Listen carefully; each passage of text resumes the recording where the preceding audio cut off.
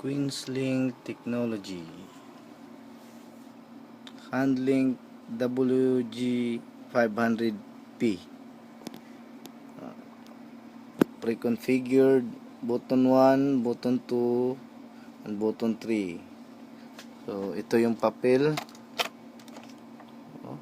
Ito yung papel. Okay. So configured ko. Ito yung dalawang antena. So pwedeng palitan ng may nabibili sa CDR King. Extension para outdoor. So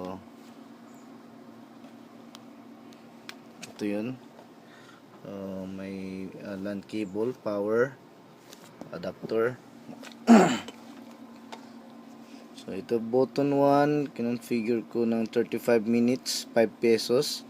Button 2 90 minutes 10 pesos. Ang button 3 is 35 pesos, good for 1 day subscription.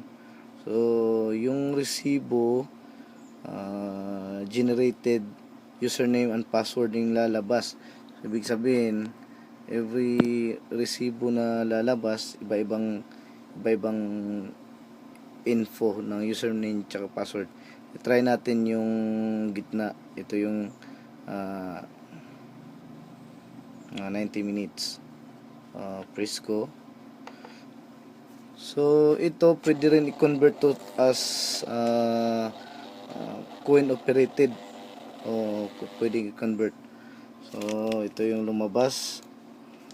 Ito yung kinonfigure ko. Welcome to Queensnet prepaid Wi-Fi. Ito yung username CKNF, password, at ito na yung resibo.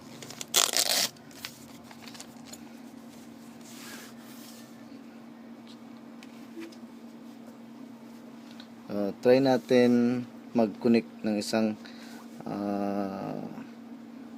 phone. So ito yung phone.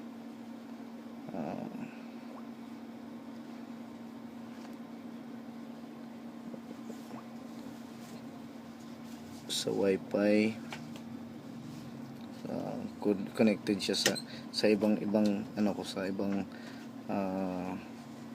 network. So ito yun. Ito na yun. Queensnet prepaid. Check natin ito. Okay. Connect.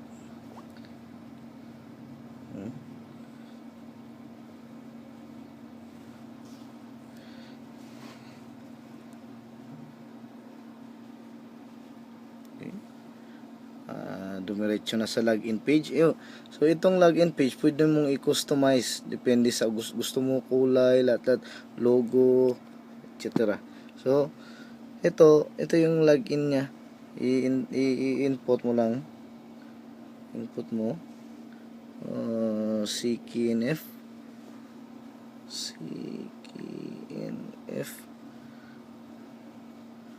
password RC9M.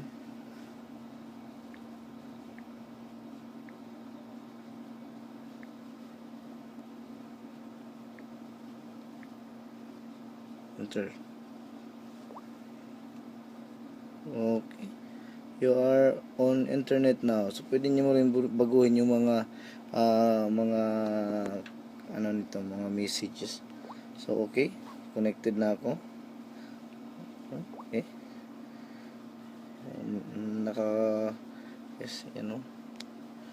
Connected na sa internet. Good for 1 hour and 30 minutes 10 pesos. Ito. So ginawa ko, pinaiksi ko lang yung resibo para hindi masyadong saya sa page sa papel. So mga yung normal na resibo is nasa 8 inches yung haba. Ito yung kinustomize ko. So punta naman tayo sa setup ng itong prepaid wifi. Ito, start nyo yung business nyo dito. Ito. So, dito na tayo sa computer. Open natin. Yung address niya is 10.59.1.1. Ang default password, username at password is admin.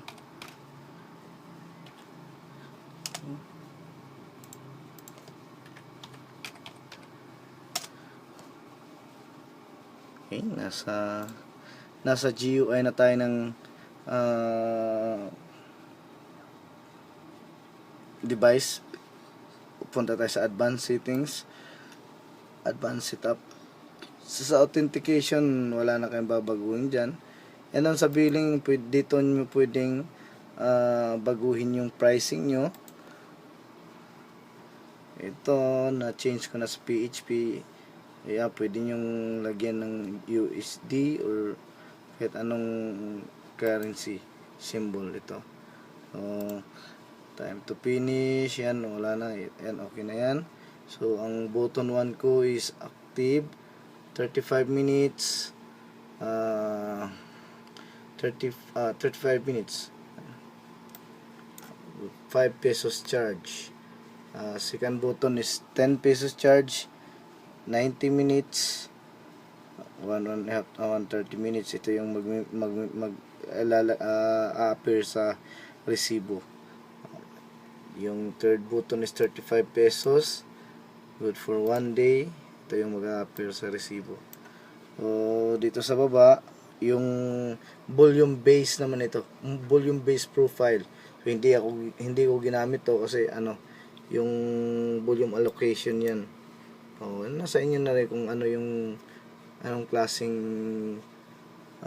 billing ang gagamitin nyo.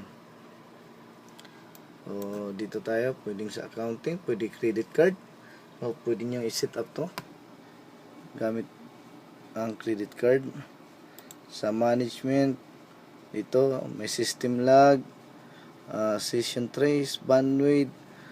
Pwede nyo makontrol yung bandwidth ng kada user. So, halimbawa may 5 Mbps ka, para hindi naman ma-maximize ng subscriber mo yung 5 Mbps mo, pwede mong i-configure lang sa mga cellphone, konti lang yan. So, yun sa akin, yung maximum upstream ko is 256 kbps lang. Sa download naman is 512 kbps. So malakas na yan sa cellphone, tsaka kahit sa laptop malakas na yan. Okay na yan. So, bandwidth sa security, hindi na pass through, okay na yan. Configure na yun, pre-configure na. Dito sa system, dito yung makikita mo yung customization, yung pagko-customize mo ng login page. Okay, ito. So, pwedeng maglagay ka ng logo. Ito, logo. Information window. Alarm. Account printout. Ito yung sa resibo. Itong sa login page, ito yung pagka gustong mag-connect yung clients, yung mga subscriber nyo. So, ito yung account printout. Account printout. Gamit ko yung kanina sa resibo. Welcome to Queensnet Prepaid Wi-Fi. So ito kino-close ko para ma-minimize yung haba ng resibo. Sa default naka-check lahat yan. Ito, naka-check lahat. So ang ginawa ko, yung yung mga importanteng detail lang ng resibo yung IP print out niya. So ito yung QR code. So dinisable ko din kasi mga more than 1 inch yung cover niya na papel. So makakatipid ka ng papel. So ito, credit card, pwede nyong i-configure kung gusto niyo ng credit card billing. User agreement page. Ito. So, customization, portal page. Pwede kang gumawa ng portal page. Kung may mga link ka. So, ito. Pwedeng i-customize mo yung portal page mo. Advertisement. Yan. URL. Pwede kang maglagay ng sarili mong advertisement. Ito. 5 links. Ito, World Garden. Same lang din yan. May mga link. So, madali lang i-set up. Madali lang. Yung sa iba, sinet up nila may coin operated na. O, bubuksan mo lang to. Tapos yung mga button mo, connect mo sa configuration ng coin slot. O, coin operated na. At itong sa antenna, so limited lang yung mga siguro 10 to 30 meters ang range niya sa Wi-Fi. O kung gusto mong mas wider pa, gawin mo kung may CPE ka, i-repeater, or kung ayaw mo naman, pwede ring palitan mo yung antenna. So pwedeng yan, naka SMA connector lang yan. So may nabibili nito sa CDR King, 9 dBi each. So malakas na yan. Okay, thank you.